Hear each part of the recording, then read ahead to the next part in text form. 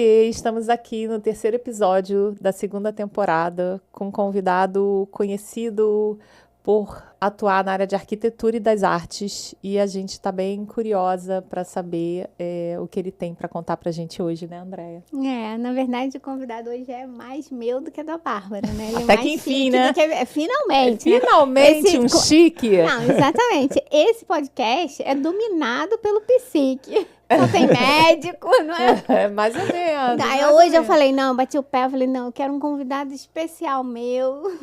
E aí veio o Celso. Celso, obrigado. muito bem-vindo. Adorei, obrigado pelo convite. É sempre bom falar sobre tudo e sobre arquitetura. Então, eu adoro. Exatamente. Quando eu pensei em convidar você, Celso, eu pensei Foi em lá convidar... no primeiro episódio, foi lá na primeira temporada, não foi? Foi. Quando É que a gente falou é que sobre... o Celso anda muito ocupado, tá muito difícil conseguir, mas a gente finalmente conseguiu esse slot aqui.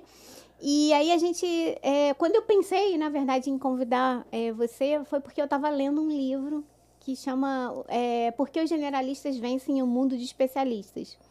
E uma coisa que eu lembrei na hora foi... Eu sou uma pessoa assim, que eu adoro fazer várias coisas ao mesmo tempo, mas eu pensei logo em você, porque você é aquele arquiteto que já fez tudo na vida, né?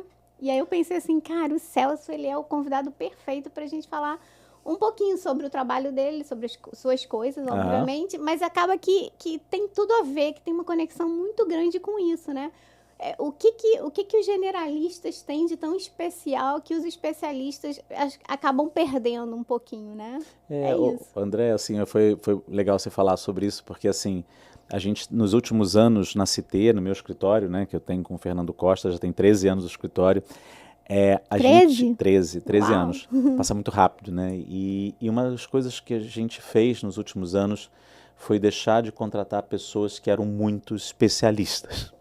Que legal, então, assim, a gente queria que a pessoa, assim, primeiro ponto era que fosse inteligente e o mais amplo possível. A gente trabalha num mercado que a gente tem o tempo todo que está criando coisas novas, tem que estar aberto a possibilidades. Então, eu acho que essa questão mais general, mais abrangente, mais ampla, que é o que a gente aprendeu na nossa faculdade, né? Sim. A faculdade de arquitetura é um estímulo para essa amplitude de olhar, principalmente da cidade, a detalhes de uma almofada, a detalhes de uma colher, um design.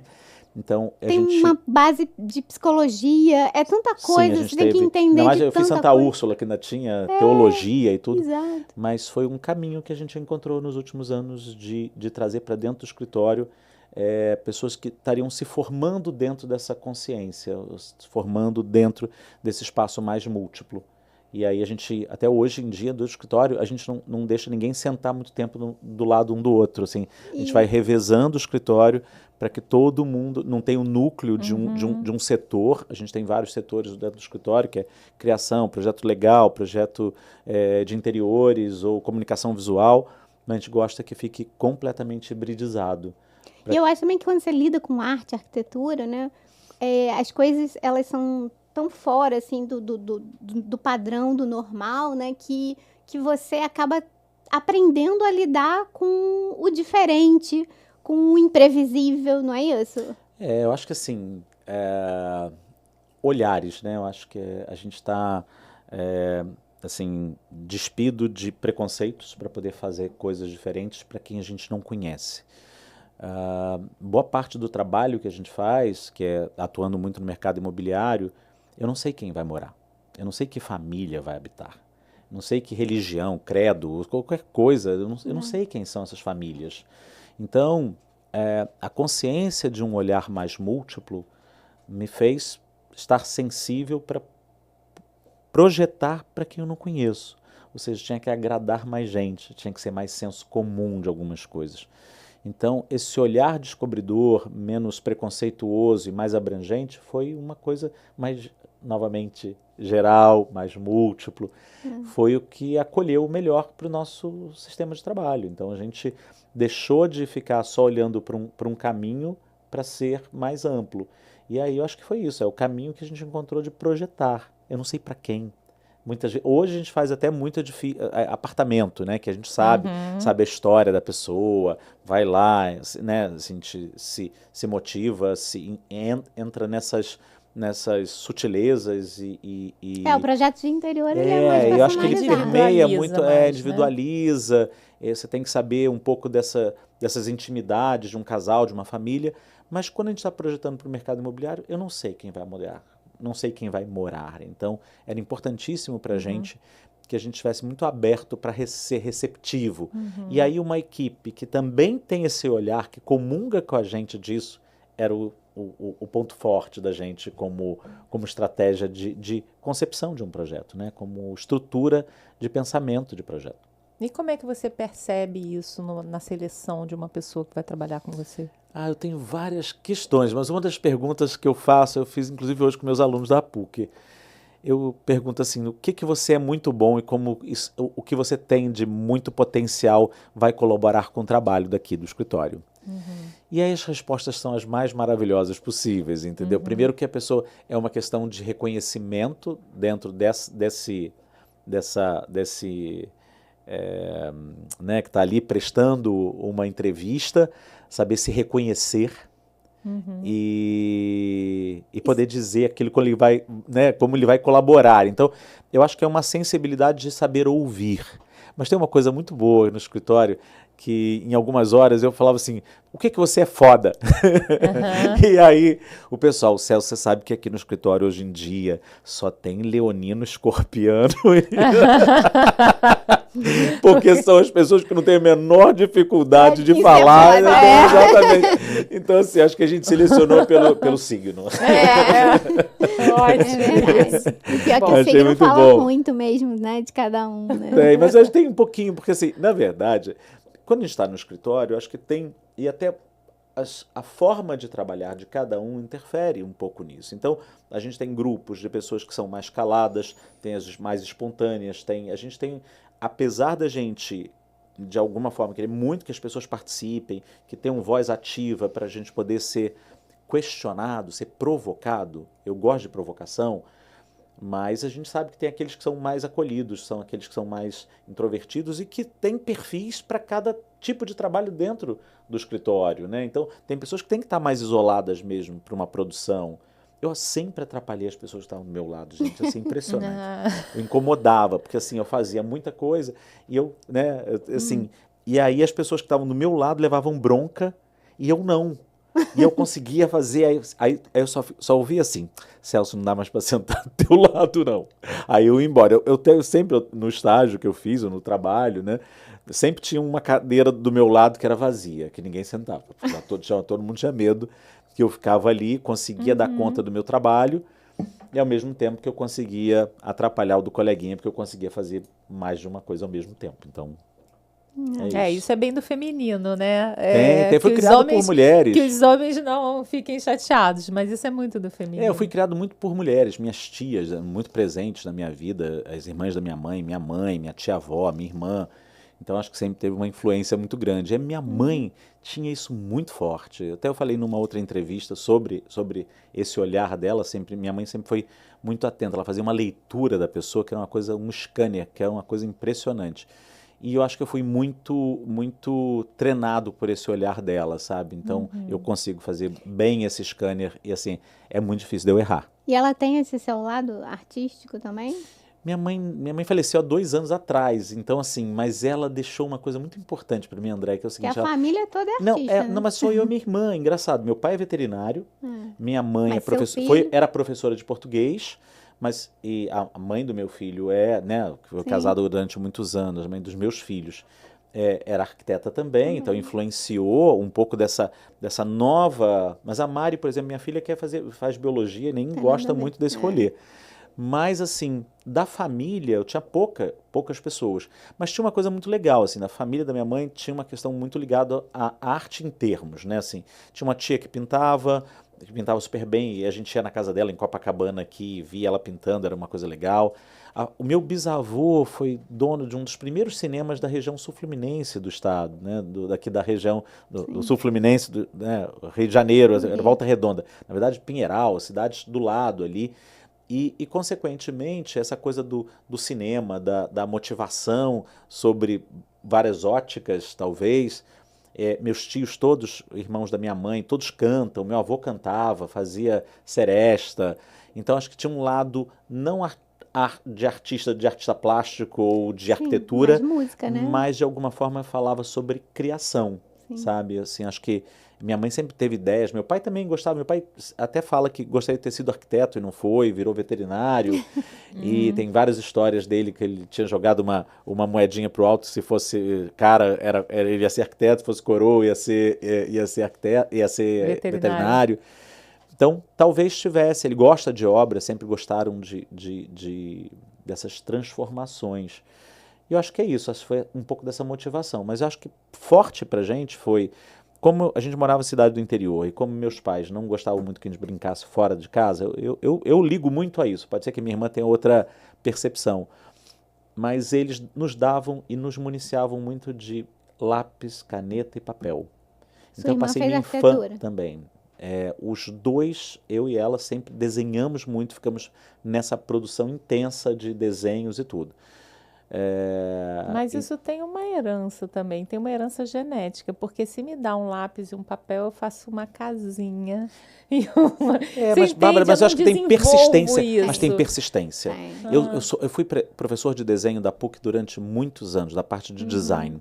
E tinham alunos que chegavam do zero, aqueles que não tinham formação nenhuma, e que tinham uma coisa... só o desejo. Só tinham desejo. E cresciam demais. E tinham aqueles que tinham o DNA, tinham mas não se esforçavam, porque já sabiam. E tinha notas... Acabava ficando até com notas piores do que aqueles que não estavam do zero. Mas tinha persistência, tinha a vontade, tinha... Eu não sei, eu acho que sempre fui muito persistente. E a técnica ajuda, né? Assim, é claro que tem gente que vai levar aquilo de forma mais fácil. Né? Eu acho que aí tá um pouco do talento, do DNA, essas coisas todas. Mas a persistência, eu acho que é um dos pontos fortes da qualidade de um profissional. Aí você sabe que eu fiz uma vez um curso de ilustração e a professora, ela falou, ilustração de moda, né? E aí a professora falou uma coisa que eu achei muito interessante. A gente nasce desenhando, né?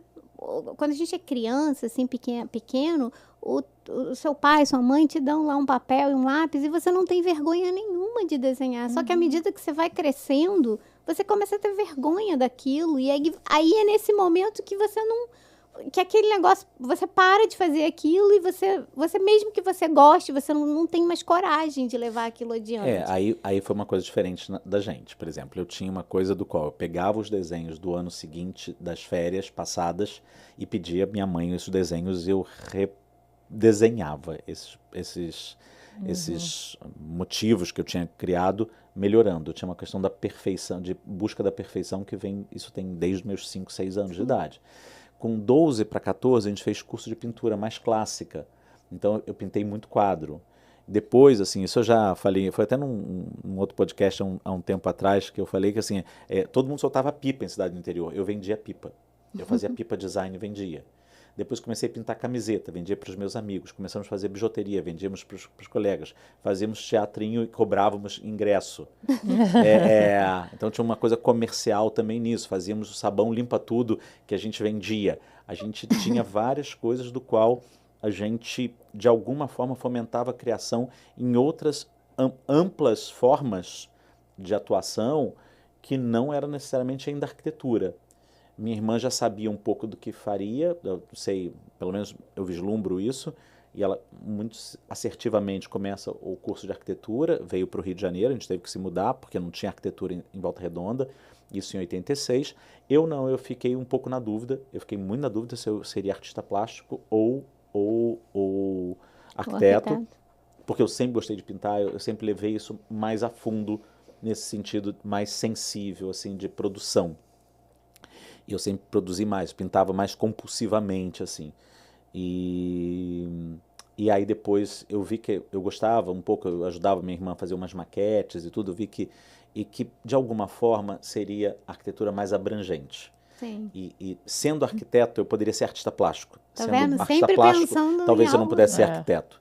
Então, nessa amplitude, e aí voltamos ao nosso início aqui, a arquitetura acho que me dava isso. E foi assim, eu fui fazer arquitetura e na época na Santa Úrsula tinha muitos artistas plásticos bons, consagrados, Mauro Kleiman, Milton Machado, Lígia Pape, etc. Eu fiz curso com eles, aí o Mário Fraga gostou do meu trabalho e me incentivou. Eu comecei a fazer uns cartões no escritório, comecei a fazer isso como produção artística, comecei a vender para Arte em Dobro, Arte em Dobro não, desculpe, para cartolheria, que eram uns cartões meio design.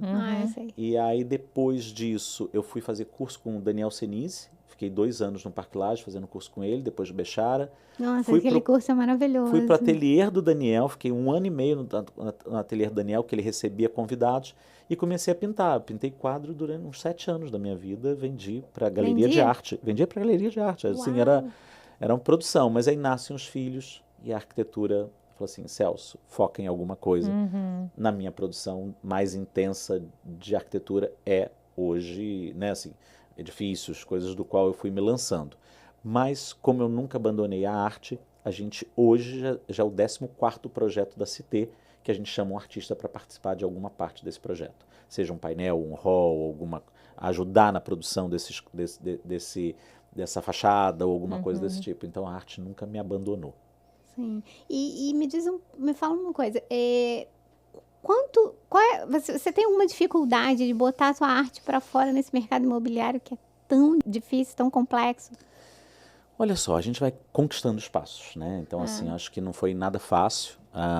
São 35 anos fazendo edifícios residenciais, que no Conde mesmo eu participei de muitas ações, mas o forte sempre foi essa tônica de voltar sempre ao edifício residencial, foi sempre um caminho. Eu dou aula na PUC já há 15 anos sobre edifício residencial, então é um tema que está muito próximo a mim. Sim. Então, você dá projeto de arquitetura? De arquitetura e por acaso é multifuncional, edifício unidade familiar. Então, essa proximidade com esse tema me fez, sim, eu acho que ter domínio suficiente para ir mostrando aos poucos para os clientes, convencendo os clientes que algumas apostas poderiam ser feitas. E hoje eu vejo, assim, há 13 anos atrás, a Cité foi uma provocadora grande no mercado imobiliário residencial no Rio de Janeiro. A gente tinha folders de vendas quando faziam os lançamentos, que nem foto do edifício tinha muito mais da área de lazer, de coisas que atraíam as pessoas do que do próprio edifício. Eu acho que a gente ajudou a pontuar que o edifício, a arquitetura era importante, que a arquitetura tinha que ser evidenciada, e eu acho que a gente ajudou a chacoalhar um pouco o mercado. E aí eu acho que essa consolidação de ideias, daquilo que a gente foi, de alguma forma, plantando, acabou virando uma responsabilidade da gente. O nome do escritório chama Cité, que é cidade em francês. Então, falar sobre a cidade é uma coisa legal. E só porque eu estou me alongando muito nas respostas, mas é porque são tantas histórias. Quando eu fiz, a gente teve, pelo meu escritório que eu trabalhei, a gente teve uma filial no Recife e a gente teve contato com uma coisa muito legal. Tem uma legislação do Recife que diz que todo edifício colocado na cidade tem que ter uma obra de arte linkado a ela, mas não interna. Tem que estar voltada para a rua, para que possa a generosidade desses edifícios seja fornecer arte para a cidade, para todos. Que bacana. E aí a gente acabou incorporando isso como coisas boas a gente foi trazendo, sabe? Sim, Então, em alguns países aqui na América Latina e na Europa também, né? É muito comum ter o nome do arquiteto no edifício. Isso a gente conquistou. Coisa que aqui no Rio agora, hoje a gente não conquistou. tinha. Hoje tem vários, assim, até de vez em quando alguns amigos vão em algum lugar. Eita, tem sua plaquinha aqui. Aí tiram foto e me mandam. Mas isso não era aqui no Rio Não durante não muito era. tempo. Muitos não. Exato. A gente ficou sempre correndo muito atrás dessas informações aí. Isso é bem bacana. Dessa legítima reconhecimento, né? Desse legítimo reconhecimento. Exato, é bem legal isso. E fala mais um pouquinho sobre como surgiu a Cité. Olha só, eu na verdade, assim, eu sempre tive vontade de abrir meu escritório. Nessa coisa compulsiva da minha vida, eu guardei tudo o que eu fiz. Eu tinha planilhado tudo que eu tinha feito. Tinha foto de todos os projetos que eu participei, eu tinha documentos de todos os projetos que eu participei. Eu trabalhei 25 anos num escritório, ou seja, eu tinha muita caixa de arquivo com tudo aquilo que eu tinha feito. Fora isso, eu tinha um escritório com a minha ex-esposa, né, com a Cláudia, que faleceu, e que também era arquiteta, e a gente fazia outros tipos de trabalho. E aí era outras temáticas, enquanto do Conde eu fazia muita coisa que era edifício residencial, clube, também tinha uma dinâmica muito grande, mais ampla, com dela era mais urbanismo, interiores, escalas diferentes. E aí vai surgindo essa vontade de ter o meu escritório, mas eu tinha esse paralelo com ela e com mais uma sócia, no momento que o escritório que eu trabalhava tinha dado uma baixa de projetos, tinha me colocado até de meio expediente, então foi a hora, um incentivo maior ainda para assumir isso. Mas sempre com o meu escritório, com o escritório que eu trabalhava como sendo o meu carro-chefe, com quem eu tinha maior dedicação. Então, meu escritório era muito na hora que sobrava horas, né? Então, era mais difícil nesse sentido. Mas aí, isso foi crescendo à vontade, e aí, num determinado momento, eu falei assim, acho que chega, agora é a hora de montar meu escritório, é a hora de fazer acontecer o meu sonho. E foi isso, foi assim, foi bem homogêneo, assim, foi um crescimento muito orgânico, muito um passo depois do outro. Eu via que muitos amigos da faculdade, por exemplo, tinham essa ansiedade de abrir seu escritório. Saiu da faculdade, vou abrir escritório, juntava 3 ou 4, sonho, né? Quase todos faliram, quase todos fecharam. Muito poucos sobreviveram, porque a gente tem muita, não por falta de talento todos tinham e poderiam ser, mas tinha uma falta de conhecimento empresarial, uma falta de conhecimento de planejamento, que a gente não aprendia na faculdade, até hoje não aprende. E eu quis ter esse tempo de amadurecimento. Tudo na minha vida foi assim, foi muito amadurecido. Então, eu fiquei 25 anos num escritório, com escritórios, né, com esse escritório que eu tive paralelo, então eu tinha uma experiência administrativa de 2 campos diferentes, de lidar com o cliente direto, de lidar através de alguém, de um chefe, de pegar a parte administrativa, sabe? E todo mundo falava assim, não sei como é que você aguenta ficar 25 anos num lugar. Eu falei assim, eu aguento porque eu estou aprendendo, e eu ainda não senti que eu estou aprendendo o suficiente. Eu só saí quando eu achei assim, estou pleno, e foi com 45 anos.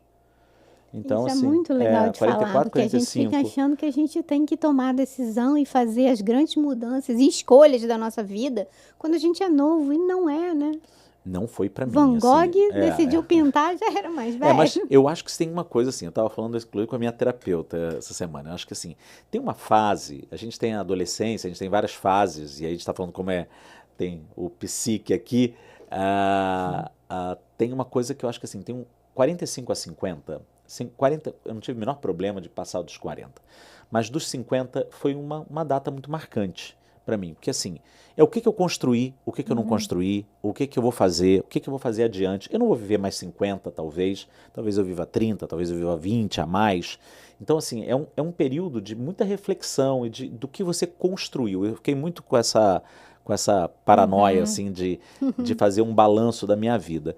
E vejo que muitos amigos fizeram isso também, a mesma coisa. E na proximidade de chegar aos 50, que é os 45. 45 e 50, das minhas amizades mais próximas, é claro que eu não posso definir isso como um padrão, nem nada desse tipo, até discutindo lá com a Denise, mas eu acho que assim, é um momento que você sabe o que você não quer, mas você não tem certeza do que você quer. Mas você tem que testar alguma coisa. Então é a época que você separa do casamento, separa da sociedade, que é a pessoa que faz... Eu dei aula na Cândido Mendes, eu tinha um extrato muito grande disso, que era o curso de design de interiores, que era boa parte dos meus alunos eram dessa idade, 45 anos, pessoas que tinham feito um curso antes, ou que trabalhavam, tinha uma médica legista que resolveu fazer curso de design porque não aguentava mais a profissão, o outra dentista que resolveu fazer design de interiores, o outro... Então, assim, era muita gente que tinha trabalhado em alguma coisa que aos 45 definiu que não é mais aquilo que quer. E eu acho que a gente só consegue ter isso quando a gente já testou muita coisa, já passou por muita coisa. E eu acho que 45 a 50 é meio limite, porque também você acha assim, que depois de 50 também você não vai conseguir fazer mais tantas mudanças. Então é um período muito decisivo.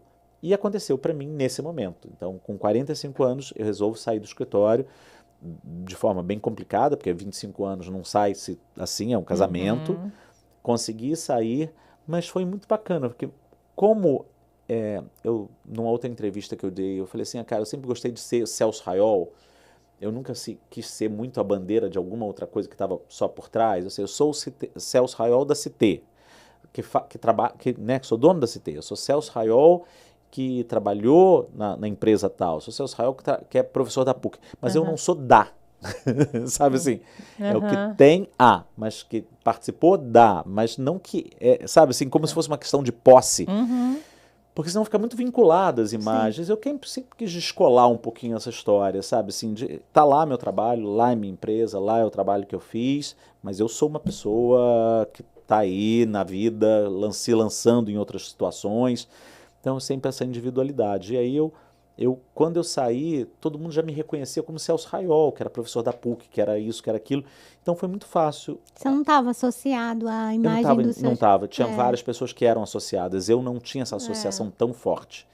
Consequentemente, foi muito fácil dessas pessoas me ligarem assim, Celso, gostaria de continuar fazendo trabalho com você, gostaria de fazer. Então, assim, o nosso crescimento foi muito orgânico, muito rápido nesse sentido.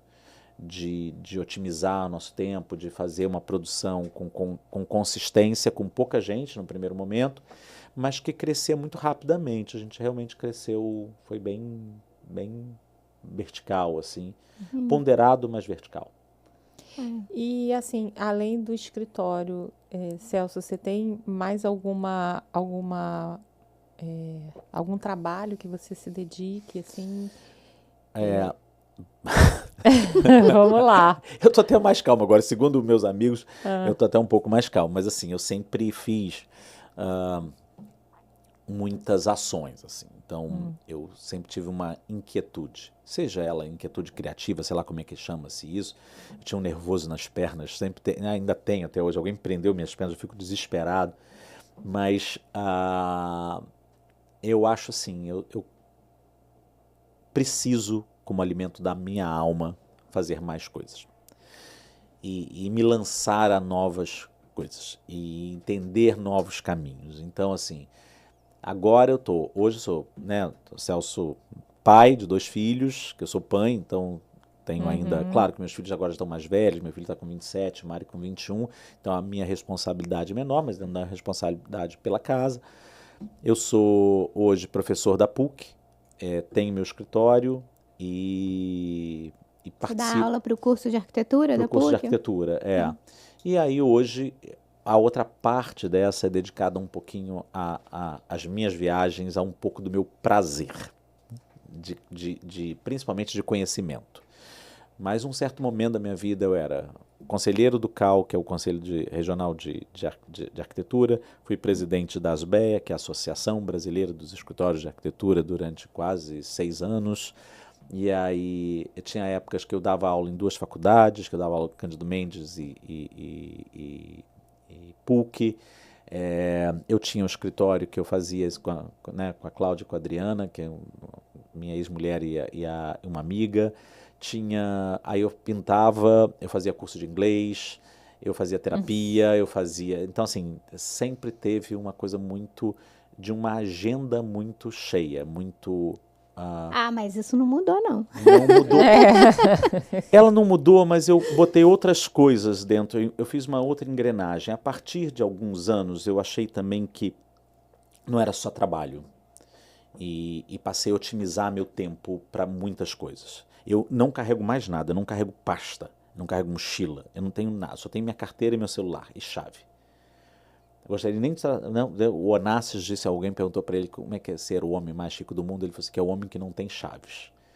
Né? Porque tem sempre alguém para abrir a porta para ele, né? Mas assim, não cheguei a esse estágio, nem de perto. Mas assim, Mas você não precisa da carteira, né? Você sabe, você pode botar todos os seus Posso, cartões mas eu ainda no tenho um celular. apego, porque tem a foto dos filhos, tem umas coisas ali que eu acho que para mim ainda faz sentido. Mas pode ser que daqui a pouco até eu elimine ela também. Mas eu ainda tenho... É o que eu trago, sabe? Então assim, até a mochila eu achava que uma mochila ou uma bolsa, você sem querer começava a colocar um pouco de peso da sua vida. O livro que você não leu, poxa, eu tô com um livro ali, ainda não li. Aí você começava a criar doses de responsabilidade sobre tudo aquilo. Tudo ficava pesado. E as contas, eu não paguei conta, então você abria. Então, quando você abria aquela sua pasta, você encontrava um mundo de coisas que você não realizou, quer realizar, ou que deixou de fazer. Ai, gente, tô angustiada com essa sua fala. porque eu carrego tanto peso. É vivo cheia de isso, você carrega mais bolsas. peso do que você merece. E você, na verdade, tá ali todo esse conteúdo. Eu parei de ler e-mail, por exemplo. Eu hoje tenho minha secretária que faz uma triagem dos meus e-mails. Eu não tenho isso, todo mundo fica um pouco chocado, eu não sei da minha agenda. A minha agenda acontece para mim todo dia anterior. Hoje, às 6 horas da tarde, a minha secretária me manda a minha agenda de amanhã. Eu tenho uma noção do que vai acontecer, é óbvio, que eu sei, amanhã eu vou dar aula, sei lá o quê. Mas se eu tenho uma reunião, a hora que é, qual é a hora, eu vou viajar, eu não sei para onde eu estou indo mais. Eu viajei com os amigos agora para Costa Rica, eles compraram todas as passagens e compraram todos os passeios. E aí assim, Celso, e aí? Não sei, eu vou com vocês. Mas qual passeio que você vai? Eu só não tenho problema, estou com um problema na coluna, se tiver alguma coisa muito pesada eu não vou poder fazer. Mas eu cancelo lá. Aí ontem eu fui no teatro com a minha namorada, e ela falou assim, tá, e a peça, será que você vai gostar? Eu falei assim, não sei qual é a peça. Então assim, eu realmente me dei o direito de deixar meu tempo para aquilo que interessa, sabe? Então assim, E aí você acha que, eu ia justamente perguntar uma coisa, que quem faz, tem um ditado que diz, quem faz tudo não faz nada, né? Assim, não faz nada bem feito.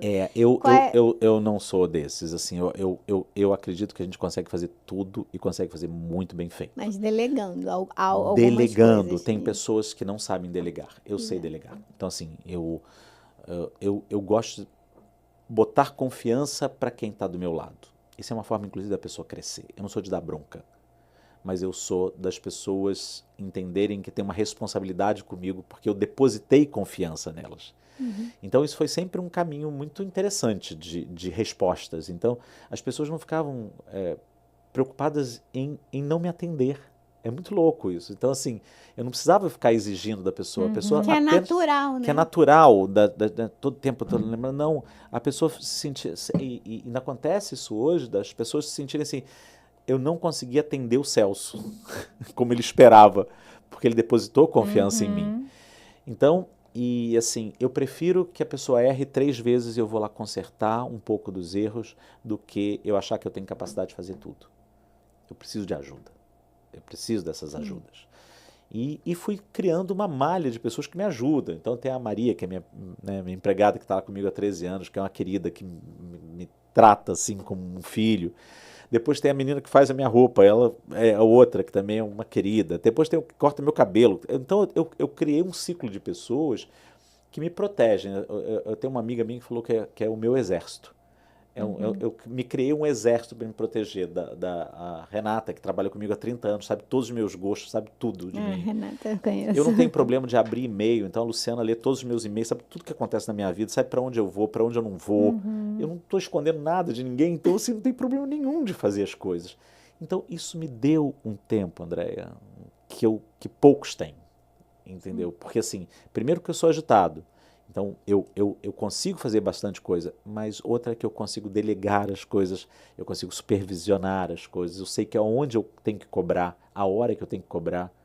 Eu não sei como é que eu consegui fazer isso, acho que foi treino, foi minha mãe, meu pai, não sei, genéticas e tudo, mas eu acho que assim, eu consegui fazer essa otimização. E de uns anos para cá, eu entendi que eu precisava tomar conta de coisas que fizessem sentido para mim, sabe? Então assim, de aproveitar a vida, de estar com os meus amigos, de estar Então, teve uma namorada que me ensinou a fazer os 3 S's. Surgiu, sorriu, sumiu. Então, tinha que eu achei maravilhoso. Então, assim, você vai para um lugar que tem horas que não vai dar para você fazer tudo. Então, é aquele momento que vai chegar ali, vai dar um abraço em alguém, mas você vai sair porque você tem outro compromisso. Então, você consegue fazer os 3 S's e, ao mesmo tempo, ter momentos que você vai se dedicar para ficar mais tempo, porque estão seus amigos lá, que você vai poder aproveitar a vida e vai poder conciliar. Então, acho que eu fiz uma boa curadoria daquilo que importava e o que não importava, aquilo que precisava deter meu tempo, aquilo que não. Então, acho que isso que foi a forma de fazer com qualidade, porque eu não faço sozinho. Sim, isso é verdade. E você tem tempo assim para cuidar da sua saúde, da sua alimentação? Como é A que minha você faz alimentação isso? não é... Desculpa, eu sempre puxo. Não, a minha alimentação eu não assim, apesar de eu ter uma comida saudável, mas assim, eu sou ansioso, quem é ansioso acaba comendo coisinhas a mais. não lhe pertenciam, né? Então, assim, mas eu vou no médico desde os 38 anos, eu faço check-up todo ano. Então, foi por conta disso que eu descobri algumas coisas que eu acabei operando vesícula, por exemplo, preventivamente. Então, eu acompanho muito isso. Faço a acupuntura toda quarta-feira, faço 3 vezes por semana minha Você tem personal. tempo de ir para academia? Tenho. Uau, Adoro. Minha personal é uma querida. Celso! E toda segunda-feira eu não perco a minha terapia.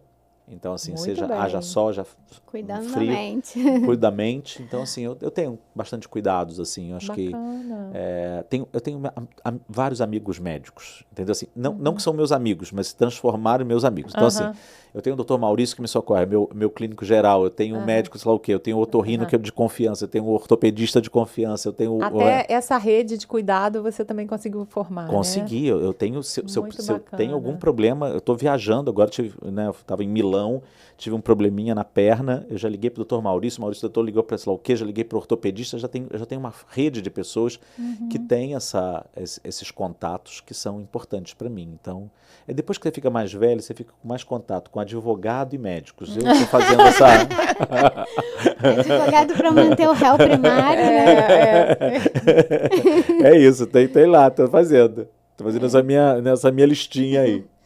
E você pode compartilhar com a gente, assim, o que você tem de projeto vindo por aí? Claro, não é para contar nada que seja confidencial. Não, olha só, a gente está fazendo hoje, coisa do qual a gente não fazia tanto, que são apartamentos, né? A gente tem feito muito mais interiores, que até as pessoas muitas vezes não sabem que a gente tem essa derivação. Hoje a gente está, né, assim, como multiplicidade de trabalho, a gente tem os edifícios residenciais, que sempre foram nossos fortes, estamos fazendo edifício comercial, estamos fazendo muito retrofit, isso é um ponto também bacana aí da gente. Estamos fazendo apartamentos. Retrofit é a remodelação de projetos antigos que estavam abandonados que a gente reconverte eles. Então, por exemplo, o Hotel Glória, por exemplo, a gente está fazendo. Então, estava lá abandonado, hoje está virando um edifício residencial. O Mesbla, que a gente acabou de... Né, a gente vendeu, foram 191 unidades vendidas em apenas um dia. Eu vi. Então, isso lá que era o antigo, aquele torrezinha do relógio, lá no centro da cidade. No centro da cidade, do lado de onde eu trabalhei. No passeio público ali.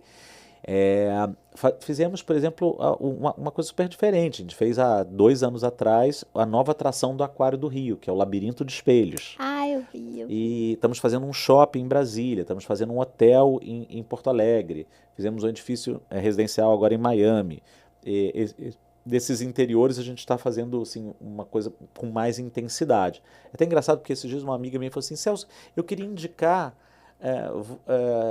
sei lá quem para fazer um projeto de interiores, porque vocês não fazem, né? Eu falei assim, eita, fazemos, é só olhar ali meu Instagram, mas ainda a questão dos edifícios está muito mais forte. A gente está até criando agora um Instagram paralelo para falar um pouquinho mais dessa comunicação sobre interiores do que a gente tem feito. A gente já fez casa cor, a gente já fez 3 vezes casa cor, então assim, a gente tem essa história. Olha, eu fui lá no do Jardim Botânico que você estava. Legal. Mas, André, assim, a gente tem feito... Hoje é muito interessante que a gente acabou ganhando uma notoriedade com essa relação dos retrofits, dessas reconversões da cidade. Ora é o edifício inteiro, ora é ele pela metade. Ou seja, a gente está fazendo... Tem uma casinha pequena que a gente recupera e faz um edifício residencial atrás. Então, esse tipo de trabalho é um trabalho que está vindo muito... Para o próximo semestre, ele está fazendo alguns lançamentos de alguns projetos que têm uma pré-existência, trabalhamos com essa memória do lugar mais ativa e que transformamos isso junto com as novidades que vêm do edifício, que complementa em termos de escala e de volume de vendas, essas coisas todas, uma torre que conjuga esse espaço com um edifício histórico. E o centro, né, agora, assim, acho que a ideia é revitalizar ele para o nosso prefeito está super incentivando isso, né? Cada dia, hoje mesmo, ele postou lá falando sobre os sobrados e tudo, mas eu acho que assim, a gente... Porque o centro morreu um pouco depois da pandemia no Ele comercial, já né? vinha, na verdade, assim, as empresas todas, né, o mercado, de uma maneira geral, tinha saído do centro. Nós tínhamos todo migrado muito para São Paulo. A gente teve um empobrecimento da nossa cidade muito grande nos últimos anos. Mas a pandemia foi ruim para qualquer centro, né? E o nosso, que já vinha, Já não era. já não estava tão bem das pernas, Já não era piorou. Mas eu acho que assim, o fato é que a gente ficou também com uma lei muito caduca, que voltou-se atrás, mas a gente ficou 20 anos sem poder fazer edificação residencial no centro. É, Então foi uma das grandes, um absurdo, tristes né? histórias da nossa cidade.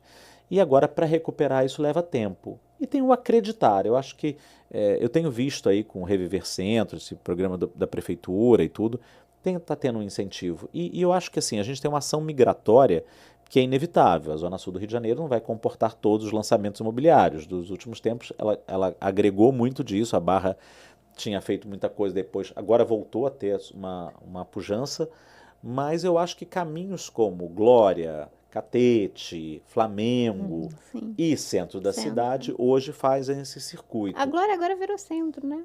E a Glória tem uma coisa muito bacana, por exemplo. Eu não frequentava muito a Glória, eu não era uma pessoa. Eu moro morei na Lagoa durante muito tempo, depois eu moro no Jardim Botânico, mas não era uma direção de entretenimento para mim. Mas hoje é. Eu tenho hoje Casa da Glória, nós temos hoje o Fátia, que é um bar que eu adoro, para dançar, inclusive. Então tem outros programas, tem a feirinha da Glória, que acontece também. Então hoje já tem uma programação até intensa, cultural, que não tinha. Então acho que isso é uma ação migratória. Quando tiver o Glória, então, por exemplo, já com a população toda que traz, esses edifícios que estão acontecendo no centro, eu acho que a gente vai ter uma ação bastante grande de transformação dessas áreas. Não só do centro, mas aquilo que está entre a Zona Sul e o centro, que é Flamengo, Catete e Glória. Entendi. E, Celso, o que está faltando para você?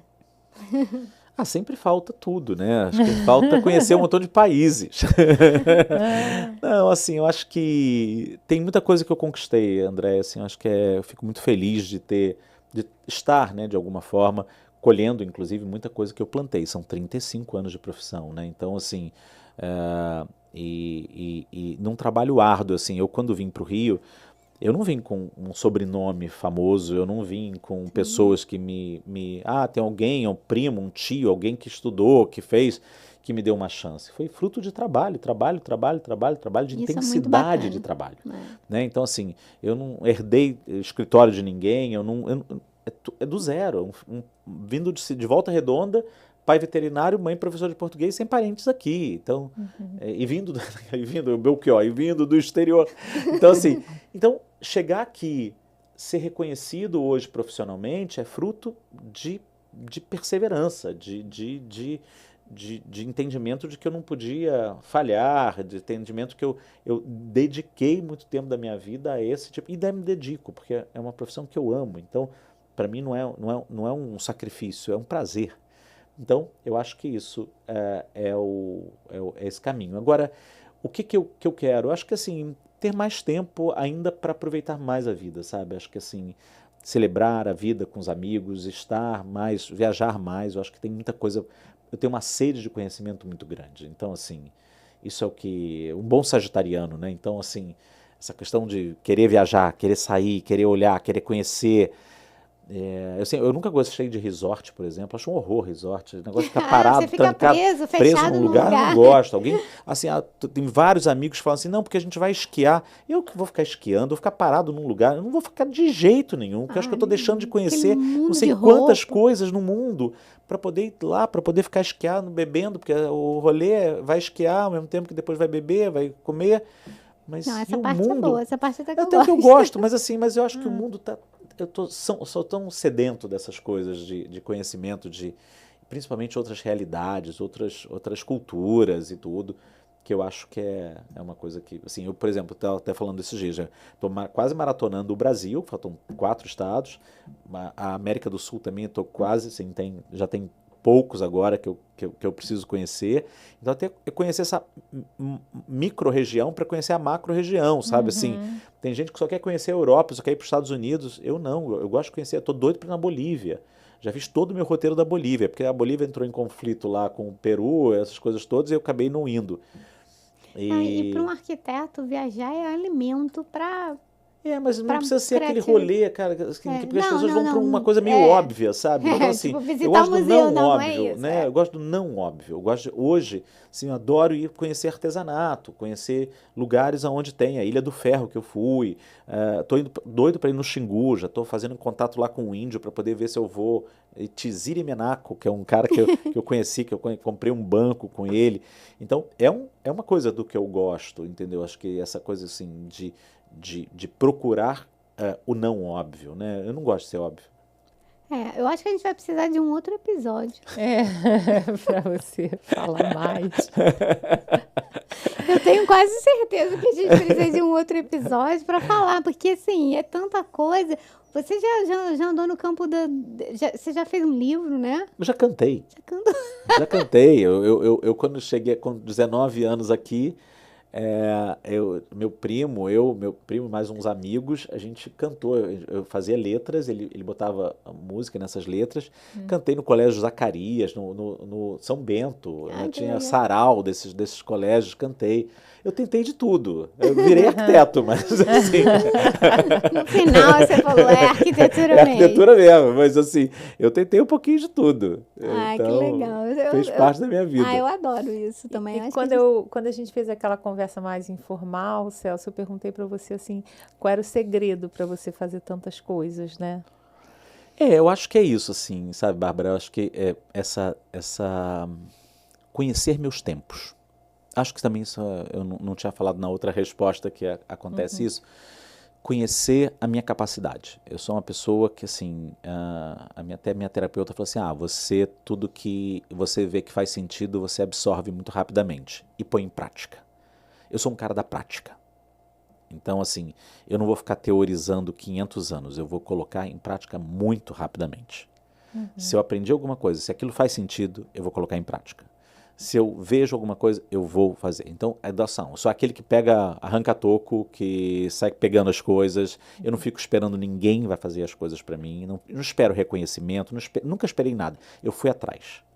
Sempre fui atrás das coisas. Então, assim, e eu conheço meus tempos. Eu sei quanto eu vou levar para fazer aquilo. Eu conheço, inclusive, os tempos dentro do escritório.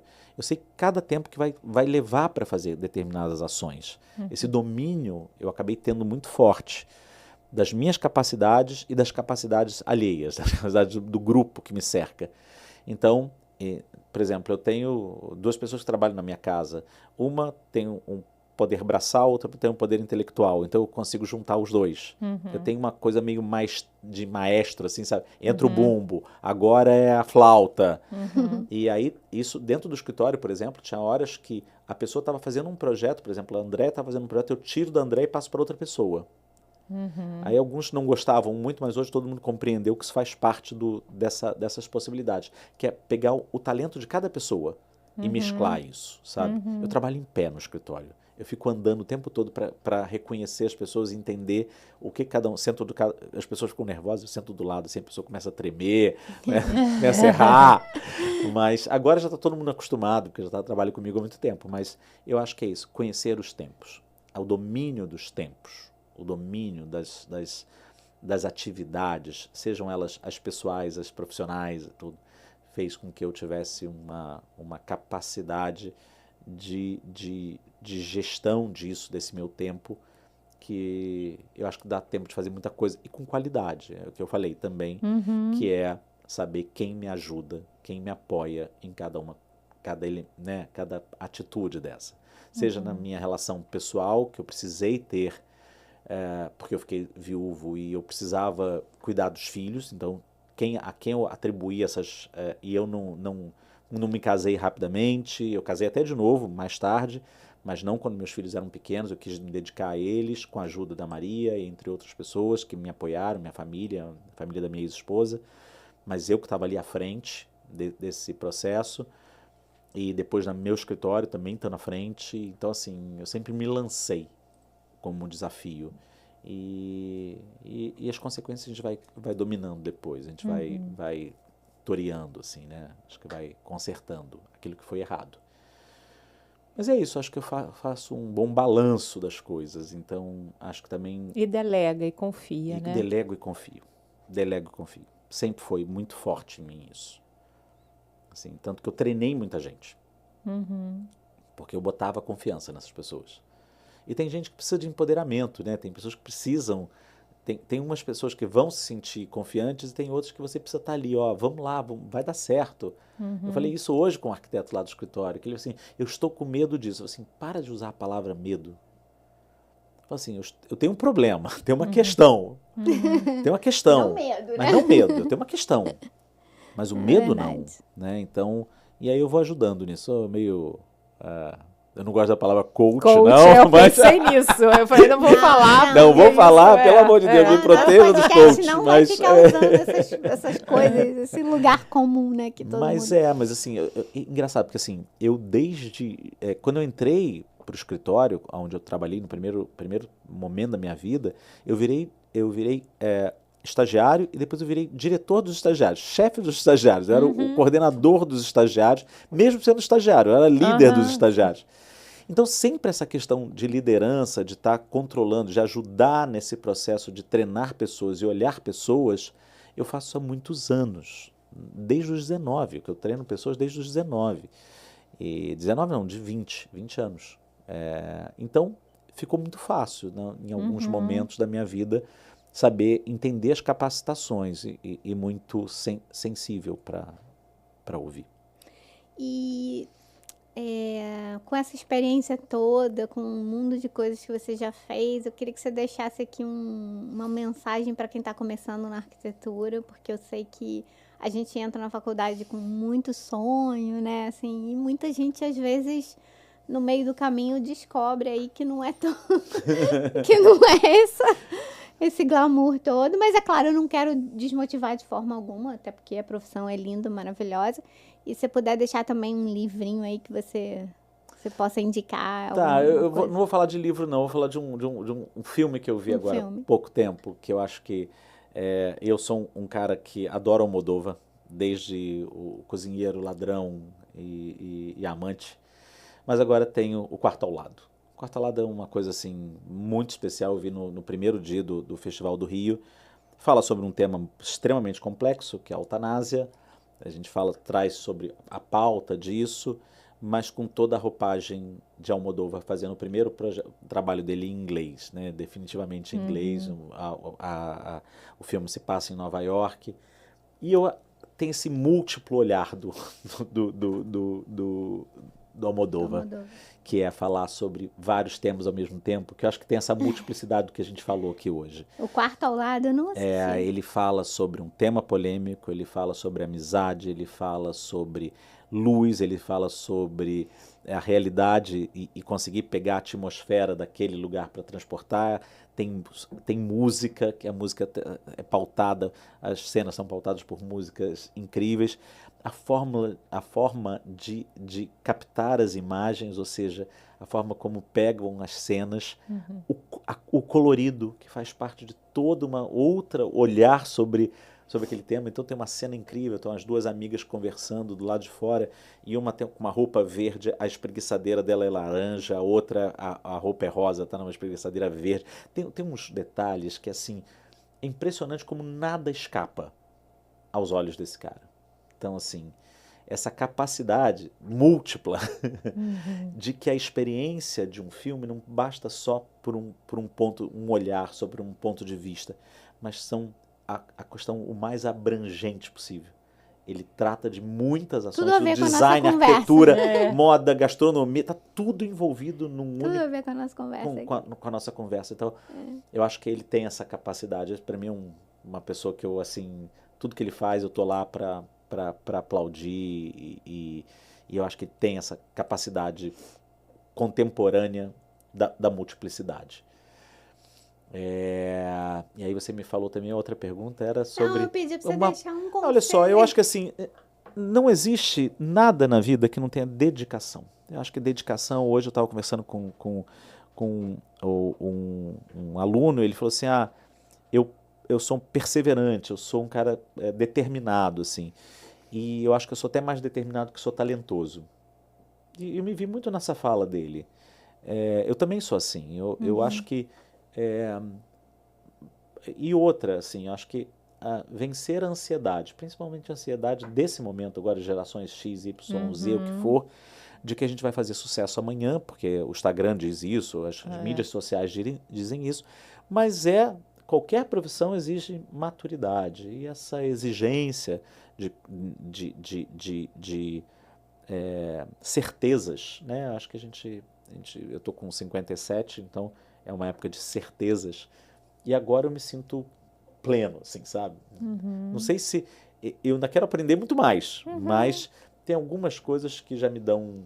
que você fala, ok, tá bom. Eu falo, ok, tá bom, sabe? De você fazer uma limpeza de quem precisa estar do teu lado, quem não está do teu lado, coisas desse tipo. Mas eu acho que, assim, primeiro eu acho que é perseverança, e essa perseverança envolve tempo de dedicação. Não é uma profissão de meia hora, é uma profissão de 5 dias. Então, assim, precisa muito, um trabalho para ser refinado, um trabalho para ter uma consistência, tem um trabalho, horas trabalhadas, que é impressionante. A gente olha muitas vezes com o trabalho de alunos, a gente consegue identificar quem se dedicou muito, que tem muitas horas de trabalho, porque tem muitas linhas. Tem um amigo que fala assim, se tem muita linha é porque tem horas de trabalho.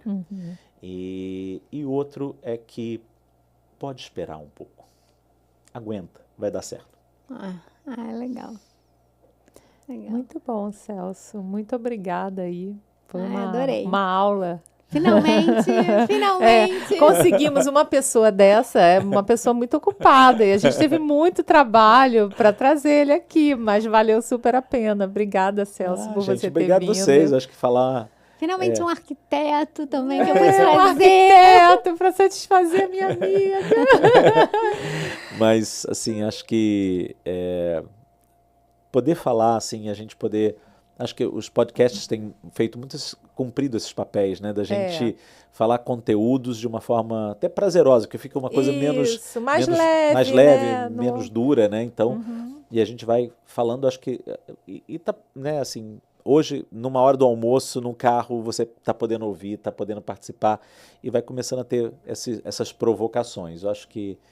Obrigado aí, adorei participar, acho que... falar sobre arquitetura e falar Precisamos sobre da parte 2. Conselhos aí para quem possa precisar deles. Isso é legal. Lembrei da minha afilhada, né? Acho que minha afilhada está fazendo arquitetura, eu acho que vai ser um podcast para ela. Viu, Manuela? Tem que assistir. Bom, gente, até o próximo episódio e muito obrigada. Obrigada, Celso. Tchau. Tchau.